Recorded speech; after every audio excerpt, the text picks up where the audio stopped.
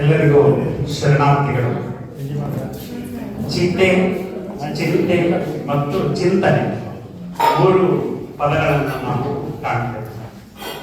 ಚಿತೆ ಸತ್ತ ದೇಹವನ್ನ ಸುಟ್ರೆ, ಚಿಂತೆ ಜೀವಂತ ಸಜೀವ ದೇಹವನ್ನೇ ಸುಡುತ್ತೆ. ಆದರೆ ಚಿಂತನೆ ಚಿಂತೆಯನ್ನ ಹೋಗಲಾಡಿಸಿ ನಾವು ಆತ್ಮಸ್ಥೈರ್ಯದಿಂದ ಹೇಗೆ ಈ ಒಂದು ಪ್ರಪಂಚದಲ್ಲಿ ಬದುಕಬೇಕು ಅನ್ನೋದನ್ನ ಕಲಿಸಿಕೊಡುತ್ತೇನೆ. ಅದಕ್ಕೆ ಪೂರಕವಾಗಿ ಒಂದು ದೃಷ್ಟಾಂತವನ್ನ ಹೇಳೋದಕ್ಕೆ ಇಷ್ಟಪಡ್ತೇನೆ. ಈಗಿನ ಕಾಲಘಟ್ಟದಲ್ಲಿ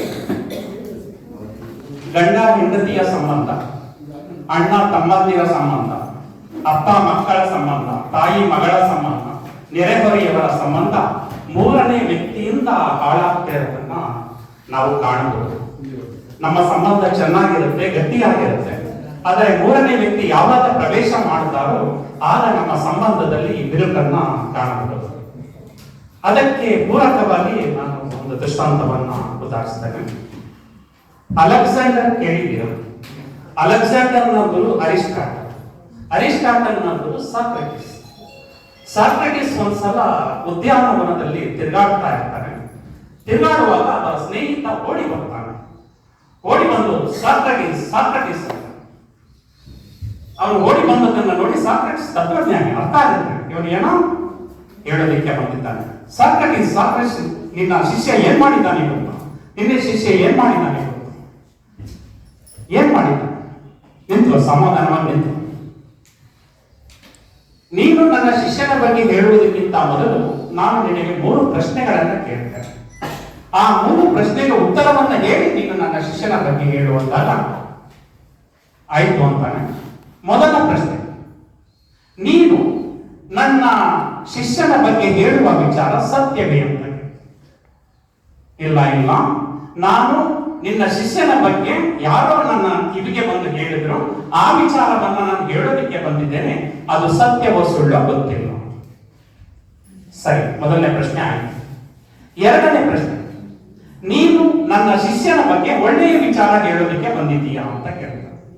ಇಲ್ಲ ಇಲ್ಲ, ನಾನು ನಿನ್ನ ಶಿಷ್ಯನ ಬಗ್ಗೆ ಒಳ್ಳೆಯ ವಿಚಾರ ಹೇಳೋದಕ್ಕೆ ಬಂದಿಲ್ಲ, ಕೆಟ್ಟ ವಿಚಾರವನ್ನು ಹೇಳೋದಕ್ಕೆ ಬಂದಿದ್ದೆ.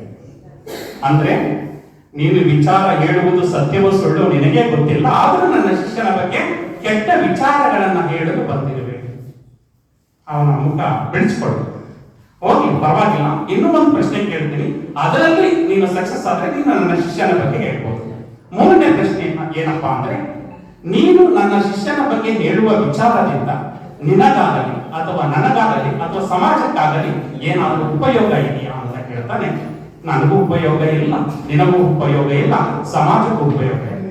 ಹಾಗಾದ್ರೆ ನೀನು ಹೇಳೋದು ಬೇಡ, ನಾನು ಕೇಳೋದು ಬೇಡ. ಅನೇಕರು ಒಳ್ಳೆಯ ವಿಷಯವನ್ನ ತಂದು ವಿಷವಾಗುವ ರೀತಿಯಲ್ಲಿ ನಮ್ಮ ಹತ್ರ ಹೇಳ್ತಾರೆ.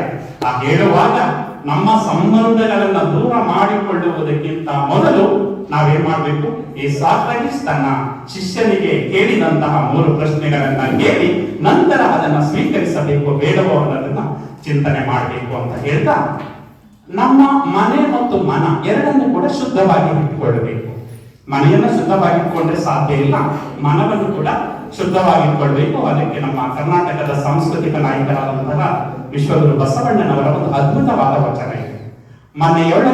ಮನೆಯೊಳೆಯ ನಿದ್ದಾನೋ ಇಲ್ಲವೋ, ಹೊಸ್ತಿಲಲ್ಲಿ ಹುಲ್ಲು ಹುಟ್ಟಿ ಮನೆಯೊಳಗೆ ರಜ ತುಂಬಿ, ಮನೆಯೊಳೆಯ ನಿದ್ದಾನೋ ಇಲ್ಲವೋ, ತನುವಿನೊಳಗೆ ಹುಸಿ ತುಂಬಿ ಮನದೊಳಗೆ ವಿಷಯ ತುಂಬಿ, ಮನದೊಡೆಯ ಇದ್ದಾನೋ ಇಲ್ಲವೋ, ಇಲ್ಲ ಕೂಡಲ ಸಂಗವಾಗಿರುವ ಅಂತ ಹೇಳ್ತಾರೆ. ತುಂಬಾ ಅದ್ಭುತವಾದಂತಹ ವಚನ. ಮನೆಯೊಡೆಯ ವಾಸವಾಗಿರ್ಬೇಕಂದ್ರೆ ಹೊರಗಡೆ ನೀರನ್ನ ಇಟ್ಟು ರಂಗಬಲ್ಲಿಯನ್ನ ಬಿಟ್ಟಿದ್ರೆ ಈ ಮನೆಯಲ್ಲಿ ಯಾರು ವಾಸವಾಗಿದ್ದಾರೆ ಅಂತ. ನಾವೇನಾದ್ರೂ ಪ್ರವಾಸ ಒಂದು ವಾರ ಹೊರಟೋದ್ರೆ ಮನೆ ಮುಂದೆ ಹೇಗಿರುತ್ತೆ, ಇಲ್ಲಿ ಯಾರೋ ಒಡೆಯರು ವಾಸವಾಗಿಲ್ಲ ಅಂತ ಹೇಳ್ತಾರೆ. ಹಂಗೆ ನಮ್ಮ ಮನದೊಡೆಯ ಆ ಪರಶಿವ ವಾಸವಾಗಿರ್ಬೇಕು ಅಂದ್ರೆ ಅದು ಹೇಗಿರ್ಬೇಕು? ಶುದ್ಧ ಸ್ವಚ್ಛತೆಯಿಂದ ಕೂಡಿರ್ಬೇಕು. ಆದ್ರೆ ತನುವಿನಲ್ಲಿ ಹುಸಿ, ಮನದೊಳಗೆ ಕರಣಗಳ ಆಸೆಗಳು ತುಂಬಿದಾಗ ಆ ಮನದೊಡೆಯ ವಾಸವಾಗಿಲ್ಲ ಅಂತ ಹೇಳ್ತಾರೆ. ಆ ನಿಟ್ಟಿನಲ್ಲಿ ನಾವು ಆಲೋಚನೆ ಮಾಡೋಣ ಅಂತ ಹೇಳ್ತಾ ತಾವು ಕೇಳ್ಬೋದು, ನನ್ನ ಮನೆಯೂ ಶುದ್ಧವಾಗಿದೆ ಸರ್, ಮನವೂ ಶುದ್ಧವಾಗಿದೆ, ಆದ್ರೆ ಅನೇಕ ಕಷ್ಟಗಳು ಎದುರಾಗುತ್ತೆ, ಏನ್ ಮಾಡ್ಬೋದು ಅಂತ. ಕನ್ನಡದ ಮೊಟ್ಟ ಮೊದಲ ಕವಯಿತ್ರಿ ಜಗನ್ಮಾತೆ ಅಕ್ಕ ಮಹಾದೇವಿಯವರು ಹೇಳುವಂತಹ ವಚನವನ್ನ ತಗೊಂಡು ನಮ್ಮ ಒಂದು ಜೀವನವನ್ನ ಯಶಸ್ವಿಯ ಪಯಣದಲ್ಲಿ ಸಾಗೋದಿಕ್ಕೆ ಪ್ರಯತ್ನ ಪಡೋಣ. ಅವರು ಹೇಳುವಂತಹ ಒಂದು ವಚನ ಅವರಿಗೆ ಇಡೀ ಸಮಾಜವೇ ಎದುರಾಗುತ್ತೆ. ಅನ್ನಬಾರದಂತಹ ವಿಚಾರಗಳನ್ನ 12ನೇ ಶತಮಾನದಲ್ಲಿ ಈಗಲೇ ಒಬ್ಬ ಮಹಿಳೆ ಒಂದು ಮುಖ್ಯ ಘಟ್ಟಕ್ಕೆ ಬಂದ್ರೆ ಅನೇಕ ಅಂಶಗಳನ್ನ ಎದುರಿಸೋದನ್ನು ನೋಡಿದ್ದೀವಿ. ಆದ್ರೆ 12ನೇ ಶತಮಾನದಲ್ಲಿ ಮುಖ್ಯ ಬಾಗಿಲಿಗೆ ಬಂದಂತಹ ಮೊಟ್ಟ ಮೊದಲ ಕವಿಯಂತೆ ಅವರೇ ಕನ್ನಡದಲ್ಲಿ. ಇನ್ನೆಲ್ಲೂ ಕೂಡ ನೀವು ಇತಿಹಾಸವನ್ನ ಓದಿದ್ರೆ ಎಲ್ಲೂ ಸಿಗೋದಿಲ್ಲ. 12ನೇ ಶತಮಾನದಲ್ಲಿ 33 ಮಹಿಳೆಯರು ವಚನಗಳನ್ನ ರಚನೆ ಮಾಡ್ತಾರೆ. ಅದನ್ನ ಬಿಟ್ರೆ ನಂತರ ಬರುವಂತದ್ದು 16ನೇ ಶತಮಾನದಲ್ಲಿ. ಅದು ಬಿಟ್ರೆ ಮಹಿಳೆಯರು ವಚನ ಸಾಹಿತ್ಯವನ್ನ ರಚನೆ ಮಾಡೋದ್ರ ಮುಖಾಂತರ ಈ ಸಾಹಿತ್ಯವನ್ನ ಕನ್ನಡ ನಾಡಿನಲ್ಲಿ ಪ್ರವೇಶ ಮಾಡ್ತಾರೆ. ಅವರು ಹೇಳುವಂತಹ ವಚನ: ಹೆದರದಿರು ಮನವೇ, ಬೆದರದಿರು ತನುವೆ, ನಿಜವನರಿದು ನಿಶ್ಚಿಂತವಾಗಿರು.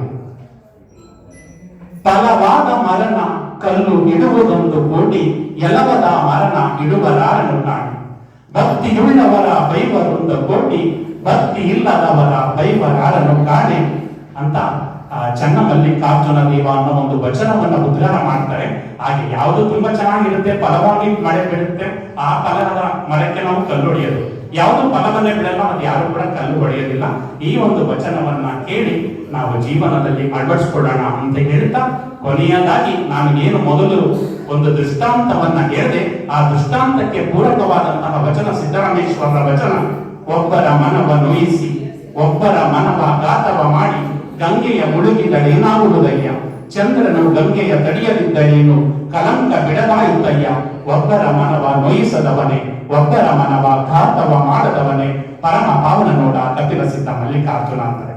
ಒಬ್ಬರ ಮನಸ್ಸನ್ನ ನೋಯಿಸಿ, ಒಬ್ಬರ ಮನಸ್ಸಿಗೆ ಘಾತವನ್ನ ಮಾಡದೆ ನಮ್ಮ ಜೀವನವನ್ನ ಯಶಸ್ವಿಯಾಗಿ ನಡೆಸ್ಕೊಂಡ್ರೆ ಆ ದಿನ ನಿಜವಾಗ್ಲೂ ನೆಮ್ಮದಿಯಾಗಿ ನಿದ್ರೆ ಮಾಡ್ತೀವಿ.